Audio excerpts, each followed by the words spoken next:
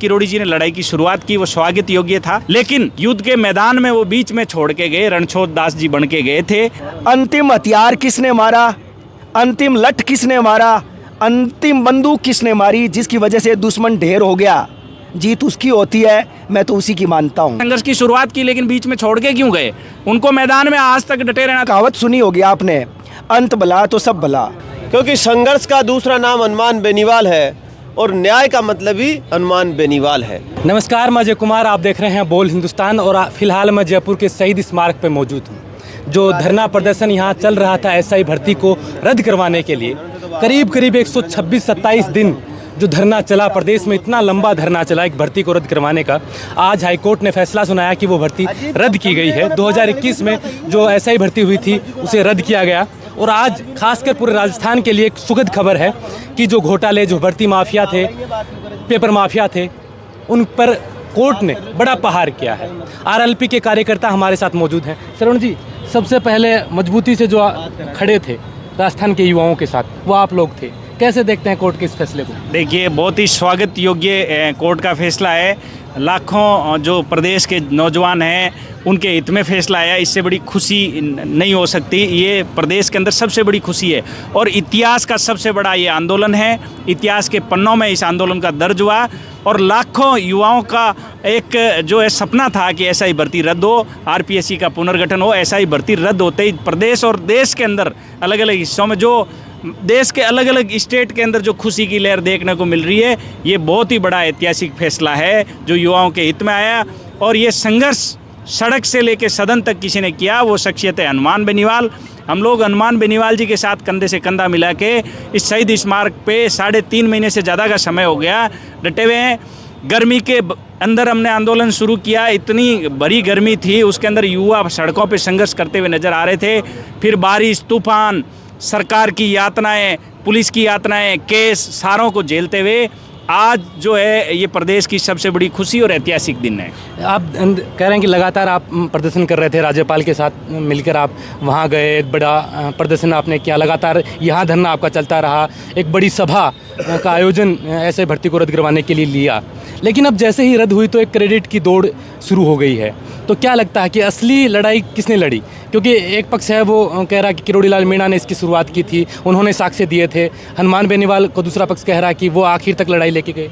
देखिए, बॉर्डर पे जो बटालियन जो होती है और जो युद्ध जीत के जो बटालियन आती है, उसी बटालियन के नाम पे वो युद्ध की जीत दर्ज होती है। युद्ध के मैदान के अंदर कोई छोड़ के जाता है तो उसके नाम जीत दर्ज नहीं होगी। ये प्रदेश के पूरे युवा, प्रदेश के किसान जवान जानते हैं, क्योंकि जिस प्रकार से किरोड़ी जी ने लड़ाई की शुरुआत की वो स्वागत योग्य था, लेकिन युद्ध के मैदान में वो बीच में छोड़ के गए, रणछोड़ दास जी बन के गए थे। और उस ख़त्म लड़ाई को जब युवा दर दर की ठोकरें खा रहे थे, प्रत्येक नेता के दरवाजे पे युवा गए और युवाओं ने कहा हमारे हक और अधिकार की लड़ाई में हमारा साथ दो। कोई भी नेता आगे नहीं आया। किरोड़ी जी जा चुके थे, युवा इधर उधर आंसू गिराते हुए घूम रहा था, कोई सूद लेने वाला नहीं था। जब युवा हनुमान बेनीवाल जी के पास आए तो हनुमान जी ने मजबूती से कहा मैं आपकी पैरवी करूंगा, इस आंदोलन में आपके साथ हूं। ये आंदोलन राष्ट्रीय लोकतांत्रिक पार्टी मजबूती से इस आंदोलन को लड़ेगी। और 3.5 महीने से ज़्यादा का समय हो गया, देश का एकमात्र सांसद हनुमान बेनीवाल जी शहीद स्मारक पे बैठे हुए हैं। बीच में लोकसभा आई, अलग अलग कार्यक्रम रद्द किए उन्होंने, लोकसभा गए, फिर वापस आए। तो पूरे देश का एकमात्र सांसद 3.5 महीने से ज़्यादा किसी आंदोलन में बैठा है, तो क्रेडिट की लड़ाई कहाँ है इसमें? क्रेडिट तो अपना आप ही हनुमान बेनीवाल जी को जाएगा, क्योंकि हनुमान बेनीवाल जी ने लड़ाई और जीत तक साथ कौन रहा है? हनुमान बेनीवाल जी रहे हैं इन युवाओं के साथ। दुख, दर्द, तकलीफ, लाठियाँ, केस, सारा जो झेला है, जो सिस्टम, वो हनुमान बेनीवाल जी और इनके सिपाहियों ने झेला है।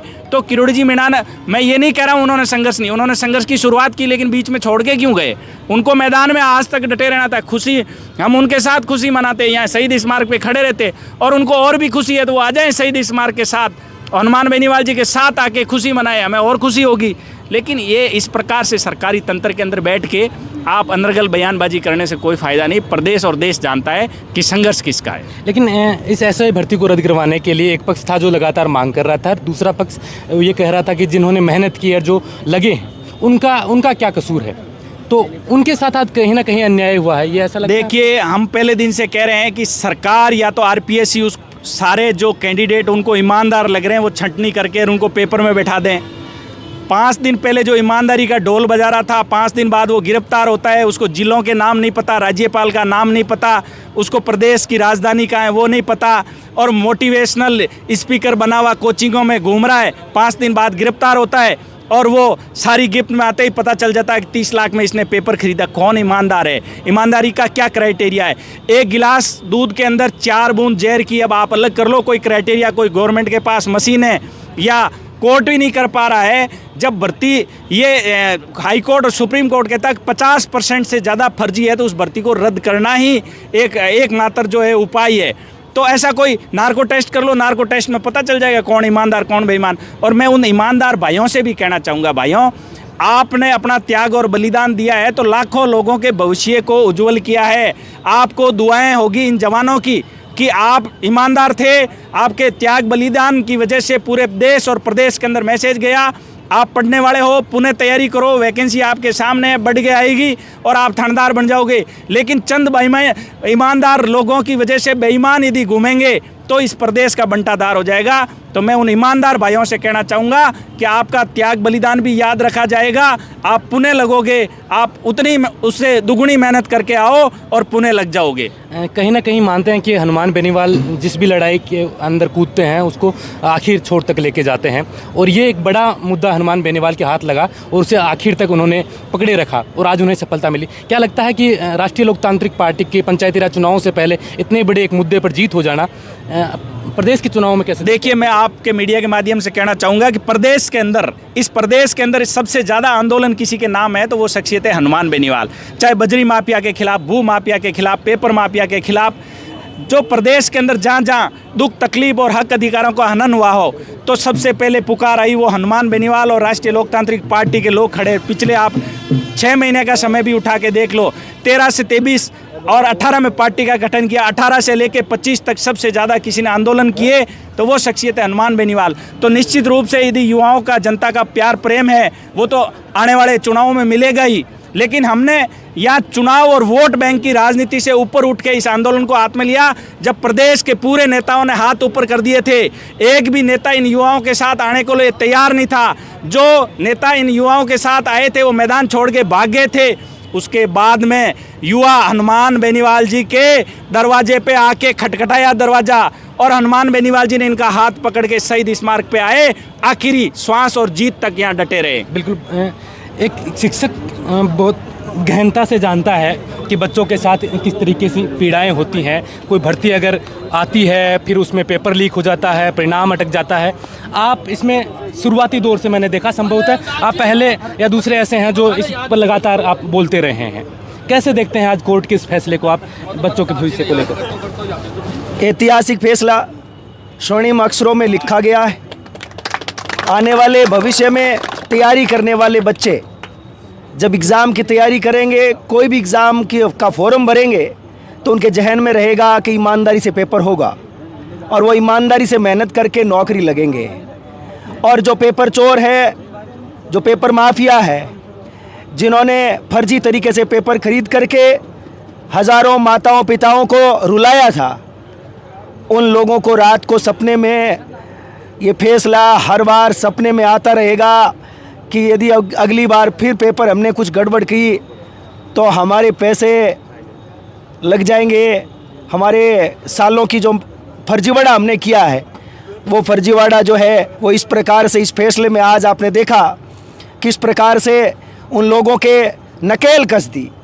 ऐतिहासिक फैसला है और मैं कहना चाहूँगा ये ऐतिहासिक है तो याद ही रखा जाएगा और ज़्यादा तो कुछ कहना नहीं चाहता। अब सोशल मीडिया पर एक क्रेडिट की लड़ाई शुरू हो गई है। तमाम अलग अलग पार्टी के अलग अलग नेताओं के समर्थक क्रेडिट लेने और देने की बात कर रहे हैं। आपको क्या लगता है कि महत्वपूर्ण भूमिका किसकी रही, कौन इस लड़ाई को अंतिम छोर तक लेके गया?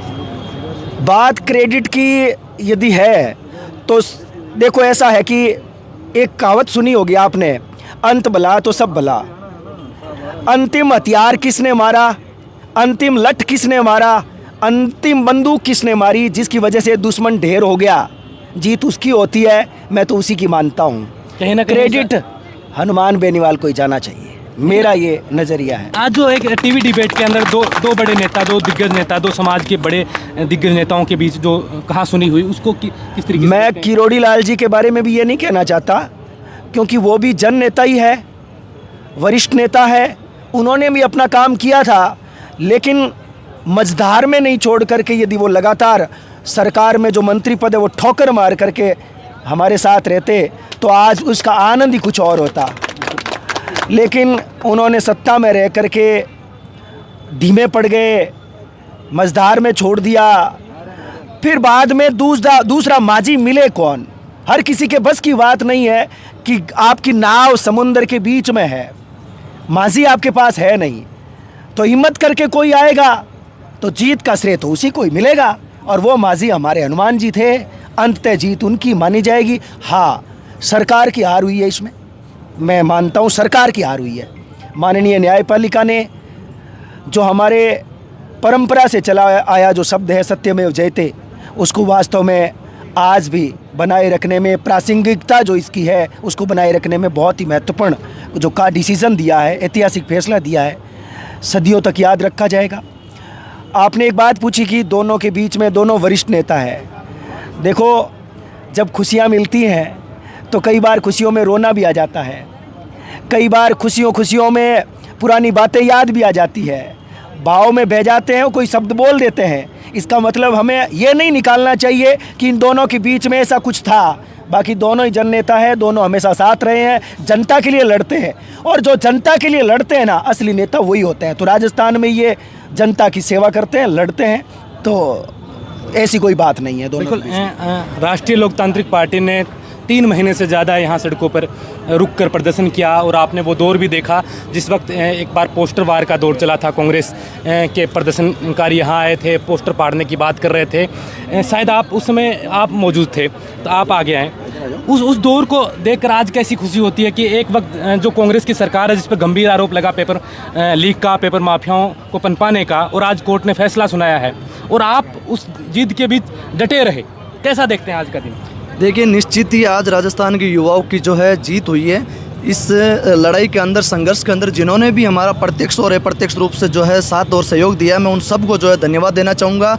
और सबसे बड़ा विशेष जो है धन्यवाद आज राजस्थान की जो है जांच एजेंसी एसओजी के एडीजी वीके सिंह जी को, राजस्थान की न्यायपालिका को, और उससे भी बड़ा धन्यवाद जिन्होंने मुझे आज भी याद है जब हम हनुमान बेनीवाल जी के पास गए थे, तब उन्होंने कहा था कि मैं बैठा हूँ ना, तो इसका मतलब ये है कि आधा काम तो वैसे ही हो रहा है, और मैं जब तक नहीं उठूंगा तब तक भर्ती रद्द नहीं होगी। और आज उसी बात पे जो है 4.25 महीने तक हमारा आंदोलन चला है, और जो है हनुमान जी और उनकी पार्टी, तमाम आरएलपी पार्टी और आरएलपी के तमाम जो है साथी किसान नौजवान और आरएलपी के आईटी सेल को मैं सबसे बड़ा धन्यवाद दूंगा, जिन्होंने धरातल से लेकर सोशल मीडिया तक और सदन में, देश की सबसे बड़ी पंचायत में हनुमान जी ने जो हमारी आवाज़ बुलंद की, हर जगह उन्होंने जो है इस जो अत्याचार और आवाम की और इस पेपर लीक की बात, राजस्थान के हर जो है घर घर के अंदर इस पेपर लीक की आवाज़ पहुंचाई। हर बच्चे से लेकर बुजुर्ग को ये पता चला कि कोई थानेदार की ऐसी भर्ती हुई है जो पुलिस की आंतरिक सुरक्षा का मामला है। न्यायपालिका ने एक लैंडमार्क और युवाओं की दशा और दिशा बदलने वाला एक ऐतिहासिक फैसला दिया है, जिस पर हम सभी खुशी जाहिर कर रहे हैं। और अनेक यातनाओं और बाधाओं के बाद में जो है आज हमारे संघर्ष की जीत हुई है। बिल्कुल, निसंदेह आपके संघर्ष की जीत तो ये हुई है, क्योंकि मेहनत और कई दिनों का आपका संघर्ष था। छुटन जी, कैसे देखते हैं इतनी बड़ी जीत, एक पार्टी के हित में फैसला आना, क्योंकि इतना बड़ा मुद्दा हनुमान बेनीवाल का शायद सबसे बड़ा मुद्दा ये रहा होगा कि एसआई भर्ती को रद्द करवाने के लिए उन्होंने लाखों की तादाद में सभा की, यहाँ लगातार वो आते रहे, सदन को बीच में कार्रवाई छोड़कर यहाँ मौजूद रहे। कैसे देखते हैं सारी घटनाओं को मिलाकर आज जो परिणाम आया? देखिए, आज राजस्थान के नौजवानों के लिए ये ऐतिहासिक फैसला है, और संघर्ष की तमाम हमारे जो संघर्ष समिति और आरएलपी के सुप्रीमो हनुमान जी बेनीवाल के नेतृत्व में आज बहुत बड़ी ऐतिहासिक ये जीत दर्ज हुई है, क्योंकि संघर्ष का दूसरा नाम हनुमान बेनीवाल है और न्याय का मतलब ही हनुमान बेनीवाल है। क्योंकि ये वाक्य कहीं ना कहीं साबित होता नज़र आ रहा है।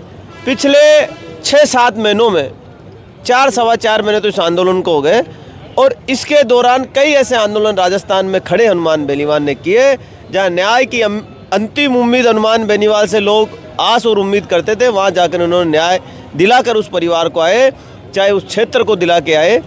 आज जिस प्रकार से हर व्यक्ति की आस और उम्मीद, जब दर दर की ठोकरें ये नौजवान 2021 एसआई भर्ती को लेकर मज़दार में बड़े बड़े नेताओं ने इस प्रदेश की जो नौजवानों के गुमराह करके वोट लेके सदन तक तो पहुंच गए, और सदन में पहुंचने के बाद में इन नौजवानों को अकेला भटकते हुए छोड़ गए रास्ते में। हनुमान बेनीवाल जी के पास ये लोग आए थे कि हम संघर्ष समिति के लोग हैं, संख्या तो हमारे पास नहीं है क्योंकि नौजवान ज़्यादा लंबा संघर्ष कर नहीं पाते, क्योंकि उनके परिवार के ऊपर और उनके कंधों के ऊपर परिवार का बहुत बड़ा बोझ रहता है। उसको लेकर ये आगे की परीक्षाओं की तैयारियां नौजवान करता है। निश्चित रूप से हनुमान बेनीवाल ने ये आश्वस्त इनको किया था कि आप आ गए और आपको अगर ये लग रहा है कि मेरे आने से आपको न्याय मिलेगी, तो निश्चित तौर से हनुमान बेनीवाल कंधा से कंधा मिलाकर आपको साथ देगा।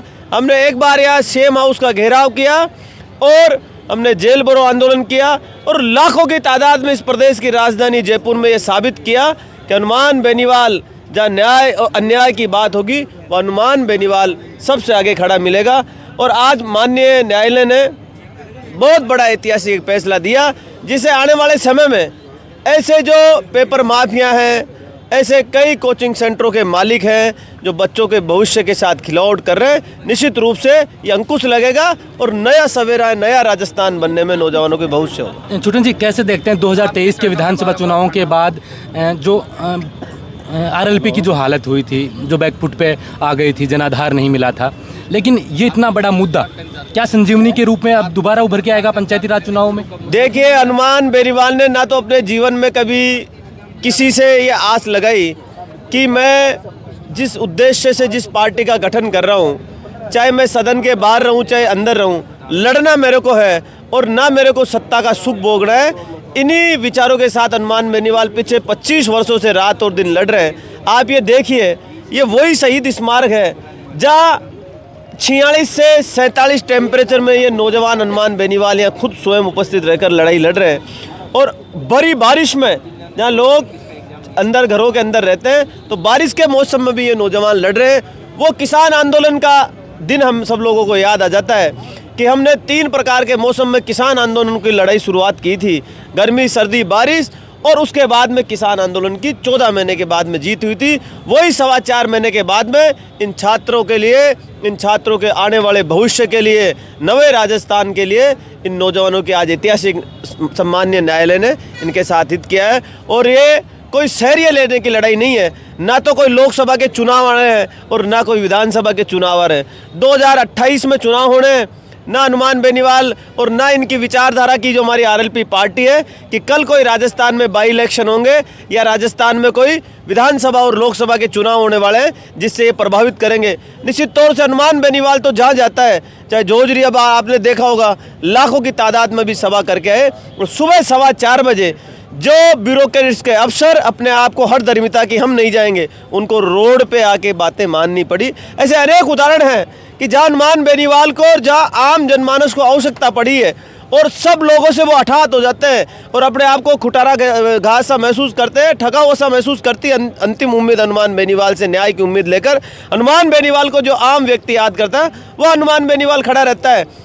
मान सकते हैं कि इस लड़ाई को शुरुआत जिन्होंने की, लेकिन वो लड़ाई को मझधार में छोड़ के चले गए और अंतिम इस लड़ाई में, युद्ध में कौन व्यक्ति डटा रहा, किसने लास्ट वार करते हुए दुश्मनों का खात्मा किया, वही इतिहास के पन्नों में लिखा जाता है, वही हनुमान बेनीवाल ने साबित किया है। तो ये तमाम आरएलपी के कार्यकर्ता हैं और अभी हनुमान बेनीवाल यहाँ आने वाले हैं, उनको संबोधित करने वाले हैं। तमाम नौजवानों को वो आज शहीद स्मारक पर आकर संबोधित करेंगे। निसंदेह ये ऐतिहासिक फैसला है राजस्थान के लिए, उन नौजवानों के लिए जो लगातार मांग कर रहे थे कि एसआई भर्ती को रद्द किया जाए। आज सबके घर में ये खुशी का जश्न तो मनता ही है और हनुमान बेनीवाल के कार्यकर्ता कुछ एक्स्ट्रा जश्न इसको मना रहे हैं। आप देख रहे थे बोल हिंदुस्तान में अजय कुमार। नमस्कार।